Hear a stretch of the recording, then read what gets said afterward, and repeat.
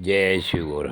प्रिय श्रोताओं, आप सुन रहे हैं स्कंद पुराण और आज आप सुनेंगे स्कंद पुराण का भाग 97 तथा वैष्णव खंड का भाग 12। श्रोताओं, आपने पिछले भाग में सुना कि महाराज परीक्षित शिकार खेलते हुए जो वन में भटक गए, तब एक ध्यानमग्न ऋषि से रास्ता पूछने लगे, परंतु ऋषि के न बोलने पर क्रोध में आकर उन्होंने उसके कंधे पर मरा हुआ सांप डाल दिया, जिसे उसके पुत्र ने देखा। ऋषि पुत्र ने देखा तब ऋषि ने श्राप दिया कि जिसने भी मेरे पिता के कंधे पर यह सांप डाला है, वह 1 सप्ताह में तक्षक नाग के द्वारा मारा जाएगा। इस श्राप से दुखी हो ऋषि ने अपने शिष्य को राजा को यह सब बताने के लिए भेजा और 1 सप्ताह पूर्ण होते ही तक्षक ने राजा परीक्षित को डस लिया। राजा परीक्षित की मृत्यु के पश्चात उनके मंत्रियों ने जन्मेजय को हस्तिनापुर की गद्दी पर बैठा दिया। अब इससे आगे की कथा इससे अगले भाग में सुने। तक्षक से राजा की रक्षा करने के लिए जो काश्यप नामक ब्राह्मण आया था, उसकी सब लोग निंदा करने लगे। अंत में यह साकल मुनि की शरण में गया और उन्हें प्रणाम करके बोला, भगवान, आप सब धर्मों के ज्ञाता और भगवान विष्णु के प्रिय भक्त हैं। ये मुनि ब्राह्मण सुहृद तथा अन्य लोग भी मेरी निंदा करते हैं, इसका क्या कारण है? यह मैं नहीं जानता। यदि आप जानते हो तो बतावें। तब महामुनि साकल्य ने अक्षण भर ध्यान करके काश्यप से कहा, तुम तक्षक से महाराज परीक्षित को बचाने के लिए जा रहे थे, किंतु आधे मार्ग में तक्षक ने तुम्हें मना कर दिया। जो मनुष्य विष, रोग आदि की चिकित्सा करने में समर्थ होकर भी काम, क्रोध, भय, लोभ, मात्सर्य अथवा मोह से विषम रोग से पीड़ित मनुष्य की रक्षा नहीं करता, वह ब्रह्मचारी, शराबी, चोर, गुरुपत्नीगामी तथा इन सब के सैसर्ग दोष से दूषित होता है। उसके उद्धार का कोई उपाय नहीं है। महाराज परीक्षित पवित्र, यश वाले, धर्मात्मा, विष्णु भक्त, महायोगी तथा चारों वर्णों की रक्षा करने वाले थे। उन्होंने व्यासपुत्र सुखदेव जी से भक्ति पूर्वक श्रीमद् भागवत की कथा सुनी थी।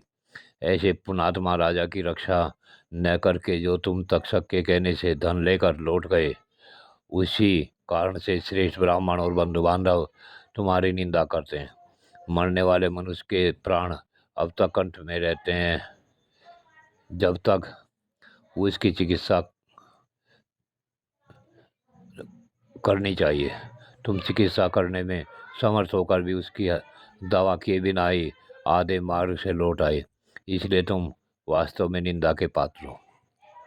काश्यप बोले, उत्तम व्रत का पालन करने वाले साकल्य जी, मेरे दोस्त की शांति के लिए कोई मुझे उपाय बतलाइए, जिससे मेरे बंधु बांधव और सुहृद मुझे ग्रहण कर दे।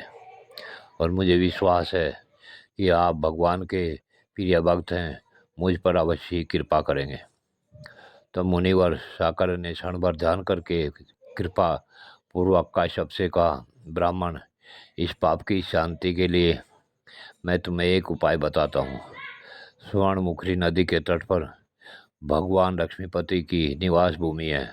उसका नाम वेंकटाचल है, जो सब लोगों में पूजित है। उसका दूसरा नाम शेषाचल भी है। यह परम पवित्र तथा देवताओं और दानवों से भी वंदित है। यह परम पवित्र, यहाँ ब्रह्मत्या, सुरापान तथा स्वर्ण की चोरी आदि बड़े बड़े पापों का नाश करने वाला यह तीर्थ है। उसी पर्वत पर स्वामी पुष्करणी है, जो सब पापों का निवारण करने वाली है। वह मंगल दायिनी पुष्करणी भगवान श्रीनिवास के स्थान से उत्तर दिशा में है। तुम वेंकटाचल पर जाकर कल्याणमयी स्वामी पुष्करणी में संकल्प पूर्वक स्नान करो।